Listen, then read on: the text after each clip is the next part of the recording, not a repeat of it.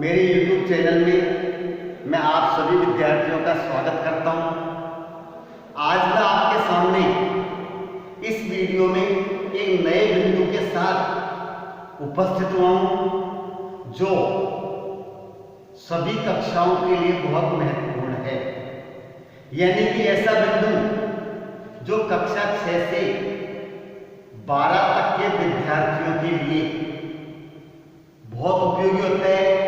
लेकिन विशेष रूप से मैं कक्षा 6 से 10 तक के विद्यार्थियों से रिक्वेस्ट करूंगा कि इस वीडियो को ध्यान से देखें और पूरा का पूरा बिंदु आप ध्यान से सुनेंगे। आज का हमारा टॉपिक है अनसीन पैसेज। देखिए, परीक्षा के अंदर अंग्रेजी में पैसेज का बहुत बड़ा इंपॉर्टेंस होता है। एक अनसीन पैसेज को हम किस प्रकार से हल करें, यह हमारे लिए जानना जरूरी होता है। अक्सर बालक क्या करता है, केवल पैसेज को उत्तर पर छांट के सेम उतार देता है और उससे क्या हमारा क्वेश्चन का उत्तर प्रभावी नहीं होता। तो मैं आज आपके सामने इस वीडियो में एक अनसीन पैसेज को किस प्रकार से हल किया जाता है, यह मैं आपको बताने जा रहा हूं। अब मैं आशा करता हूं कि आप इस वीडियो को ध्यान से देखेंगे और इसके आधार पर आप अनसीन पैसेज को हल करने का प्रयास करेंगे। देखिए, how to solve an unseen passage. How to solve an unseen passage. किस प्रकार से हम अनसीन पैसेज को हल करते हैं, इस बात की जानकारी हमें होनी चाहिए। जबकि आजकल क्या होता है कि बच्चा परीक्षा में इन बातों का ध्यान नहीं रखता। वो तो तुरंत प्रश्न पढ़ता है, पैसेज में उत्तर ढूंढता है तो लिख देता है। अब देखो, पैसेज चाहे सीन हो या अनसीन हो, उसको सॉल्व करने का तरीका वही होता है जो अनसीन का होता है। तो अब हमें क्या करना चाहिए, अनसीन पैसेज एक तो होता है हमारा, देखिए, अनसीन पैसेज जिसको कहते हैं अपठित गद्यांश। अपठित गद्यांश। और दूसरा होता है सीन पैसेज, ये होता है पठित गद्यांश। तो यहां पर देखिए, सीन पैसेज और अनसीन पैसेज, इन दोनों को हम किस प्रकार से सॉल्व करते हैं। सीन पैसेज वह होता है जो हमारे सिलेबस में जो पुस्तक चलती है, उस पाठ्य पुस्तक से जो बिंदु लिया जाता है, वह हमारा होता है सीन पैसेज। और अनसीन पैसेज वह होता है जो हमारे पाठ्य पुस्तक से नहीं होता है। अब चूंकि जब अनसीन पैसेज को हल करना हम सीखेंगे तो सीन पैसेज तो अपने आप ही हल हो जाएगा, क्योंकि वह तो हमारी पाठ्य पुस्तक से पढ़ा हुआ होता है। ठीक है, तो अब हम क्या करेंगे, देखिए, how to solve an unseen passage. एक अनसीन पैसेज को हम किस प्रकार से सॉल्व करेंगे, ये मैं आज आपको बताने जा रहा हूं। कुछ बिंदु हैं जिनको आप अपने नोटबुक में लिखेंगे, लेकिन सबसे पहले आज मैं आपसे ये कहूंगा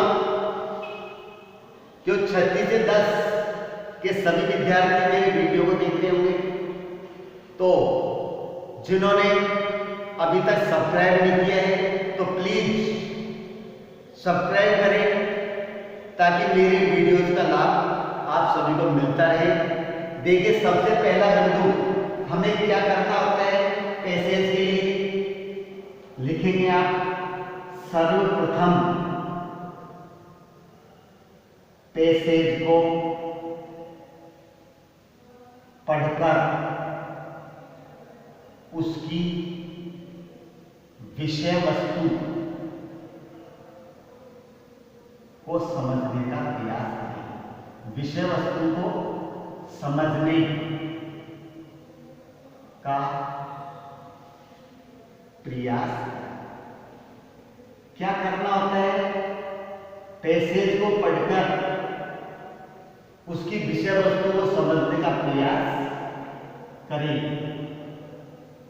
यह थीम, उसका विषय वस्तु क्या है, किस विषय से संबंधित है, क्या किसी घटना से संबंधित है, उसका हल्का सा आकलन आप करें ताकि आपको पता लग जाएगा कि पैसेज हमारा सिंपल है या टफ है। सेकंड नंबर 2 पर आप ध्यान करेंगे कि एक बार सरसरी दृष्टि से पढ़ने के बाद हम पैसेज को दोबारा पढ़ें और उसके हिंदी अर्थ को समझते हुए फिर पैसेज का हिंदी अर्थ करते हुए, पैसेज का हिंदी अर्थ करते हुए दोबारा, पैसेज का हिंदी अर्थ करके दोबारा पढ़ें। ठीक है। इसके बाद देखो, दोबारा पढ़ लिया, अर्थ समझ में आ गया। हो सकता है कुछ वर्ड्स मीनिंग्स कठिन हो सकती है, लेकिन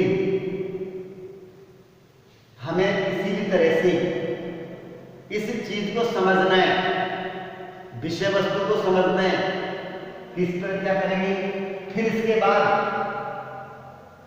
नंबर 3, प्रश्नों को पढ़ें, प्रश्नों को पढ़ें तथा प्रश्न से संबंधित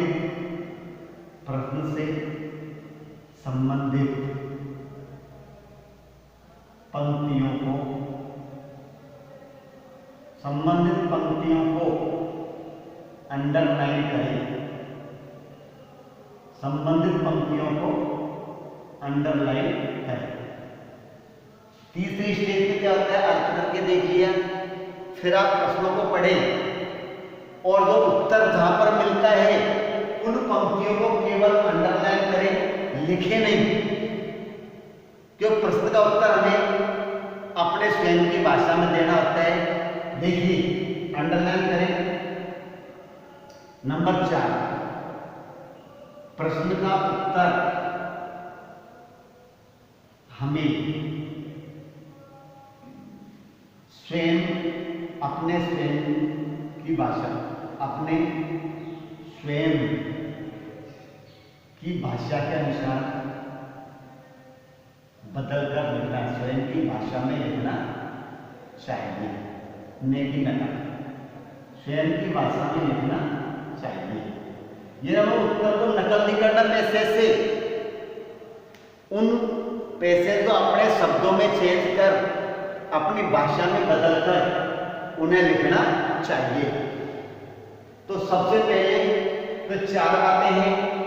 सर्वप्रथम पैसेज को पढ़कर विषय वस्तु को समझे, हिंदी अर्थ करते दोबारा पढ़े, प्रश्नों को पढ़े, प्रश्न से संबंधित पंक्तियों अंडरलाइन कर ले, फिर उत्तर हमें अपने स्वयं की भाषा में लिखना चाहिए। तो ये 4 बातें ध्यान रखेंगे। अब इन 4 बातों के अलावा कुछ हमको ग्रामेटिकल नॉलेज भी होनी चाहिए।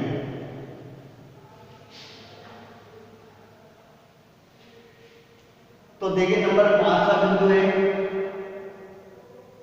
प्रश्न का उत्तर। प्रश्न का उत्तर हमें उसी टेंस में देना चाहिए। प्रश्न का उत्तर हमें उसी टेंस में देना चाहिए जिस टेंस में प्रश्न पूछा गया हो। जिस टेंस में प्रश्न पूछा गया हो, जिस टेंस में प्रश्न पूछा गया हो। देखो, जिस टेंस में प्रश्न पूछा जाता है उसी टेंस में हमें क्या करना होता है, उत्तर देना होता है। और देखो, ये कोई बहुत कठिन प्रक्रिया नहीं है। अगर आप हेल्पिंग वर्ब को सही लगा दोगे तो आपका टेंस कभी नहीं बदलेगा। हेल्पिंग वर्ब ही हमारे टेंस का निर्धारण करता है। तो विशेष में हेल्पिंग वर्ब का ध्यान रखना है कि जिस टेंस में हमारी हेल्पिंग वर्ब है उसी टेंस की हेल्पिंग वर्ब का यूज करें। नंबर 6, सामान्यतः आप देखते हैं कि प्रश्न में हेल्पिंग वर्ब सब्जेक्ट से पहले होती है। प्रश्न में हेल्पिंग वर्ब कहां होती है बताइए? सब्जेक्ट से पहले। तो उत्तर लिखते समय हम उस हेल्पिंग वर्ब को सब्जेक्ट के बाद में ले लेंगे। देखिए,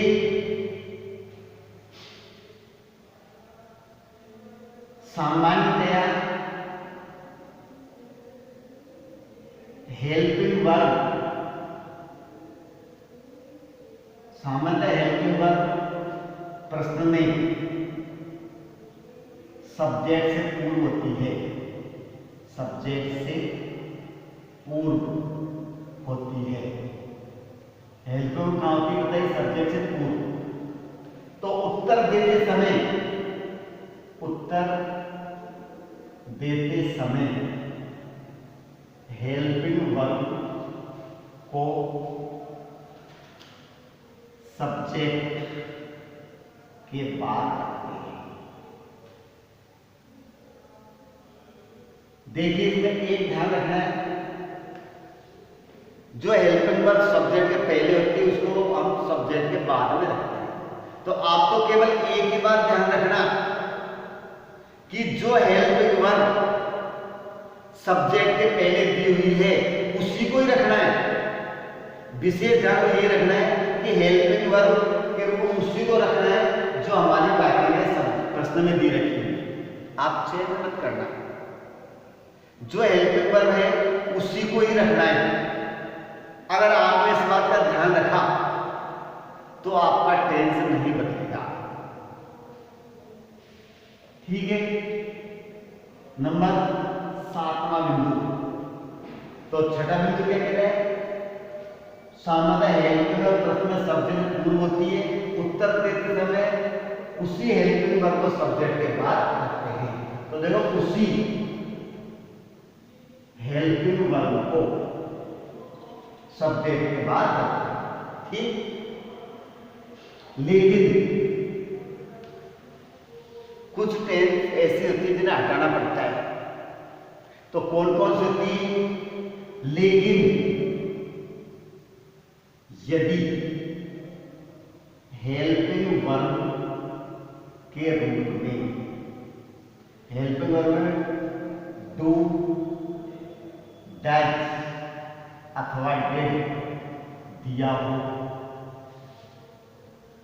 डू डज अथवा डिड दिया हो तो उत्तर देते समय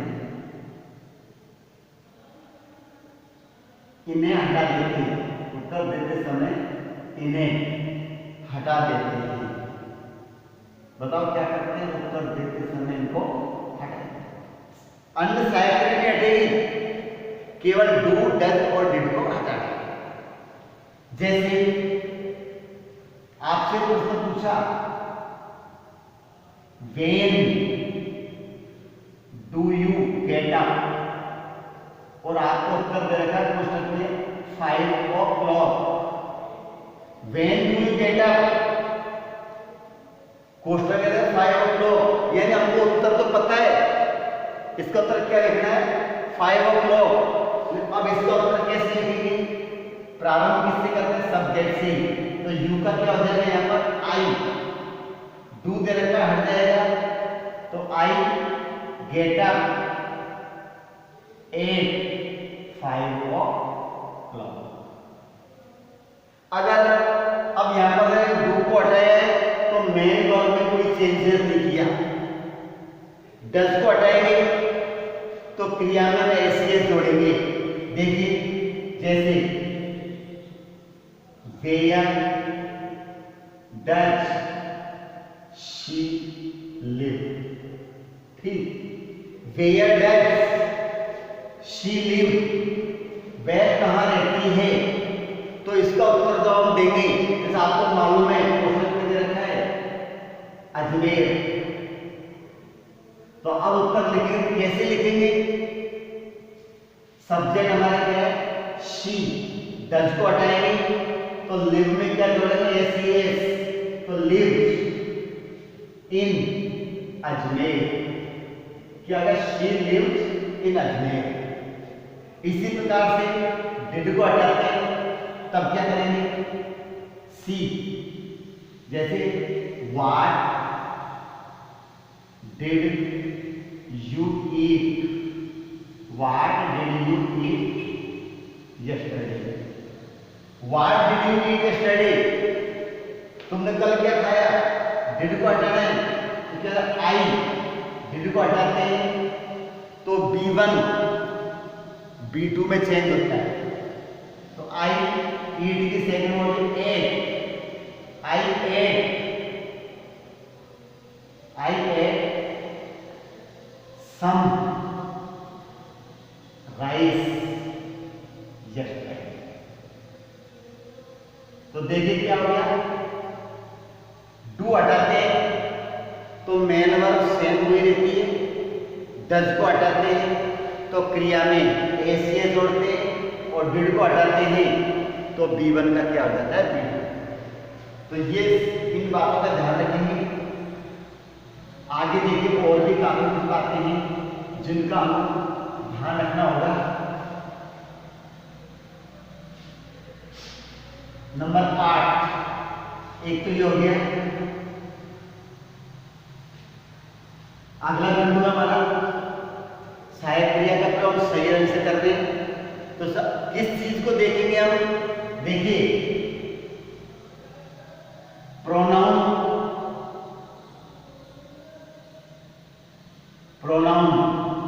आई और वी को यू में बदलते हैं, यू में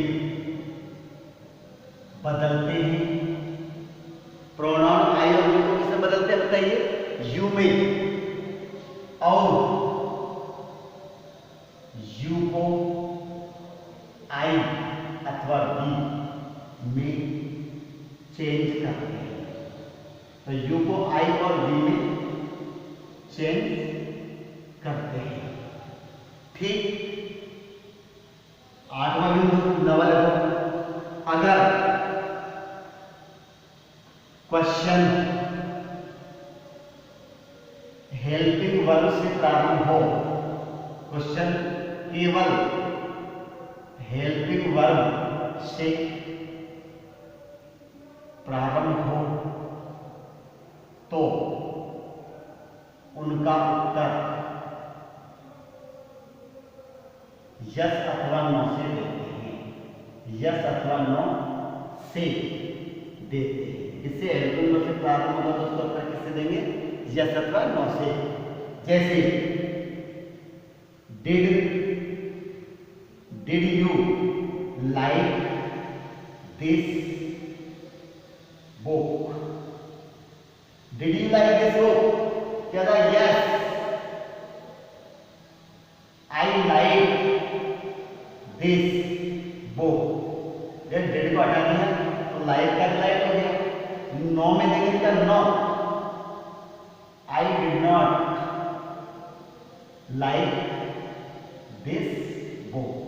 किसी प्रकार से लिख सकते हैं। इस तरह हेल्पिंग वर्ब से प्रारंभ होता है तो उसका उत्तर यस अथवा नो से देते हैं। कुछ हेल्पिंग वर्ब हो गया। 10वां बिंदु है आपके वाई का उत्तर बिकॉज से देते हैं, वाई का उत्तर बिकॉज से देते हैं। अगर प्रश्न हु से प्रारंभ हो, अगर प्रश्न हु से प्रारंभ हो तो सब्जेक्ट तो हु के स्थान पर, तो हु के स्थान पर सब्जेक्ट को रखकर, सब्जेक्ट को रखकर शेष वाक्य को ज्यों का त्यों लिखते हैं, ज्यों का त्यों लिखते हैं। ज्यों का, तो इसका मतलब ये नहीं है कि प्रोनाउन परिवर्तन नहीं होगा, प्रोनाउन तो बदलेगा, लेकिन हु का उत्तर सब्जेक्ट होता है, हु के स्थान पर सब्जेक्ट को लिख दो और शेष वाक्य को लिख दो। वाई से प्रारंभ होता है तो उसका उत्तर बिकॉज से देते हैं। जैसे एक एग्जांपल बता रहा हूं, why does he go to hospital, वह अस्पताल क्यों जाता है? Why does he go to hospital, तो लिखो ही, अब डर लिया तो गो का goes, he goes to hospital because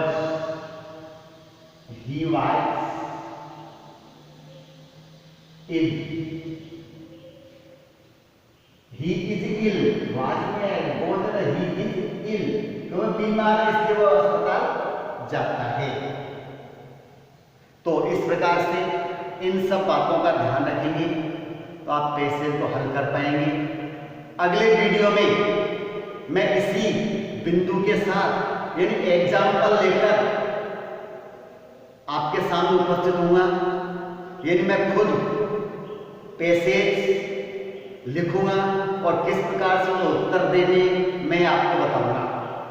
आज का वीडियो इतना ही है, समाप्त होता है। आप लोग इन बिंदुओं को नोट करेंगे और याद रखेंगे तो ये आपका पैसेज बिल्कुल गलत नहीं जाएगा। Thank you.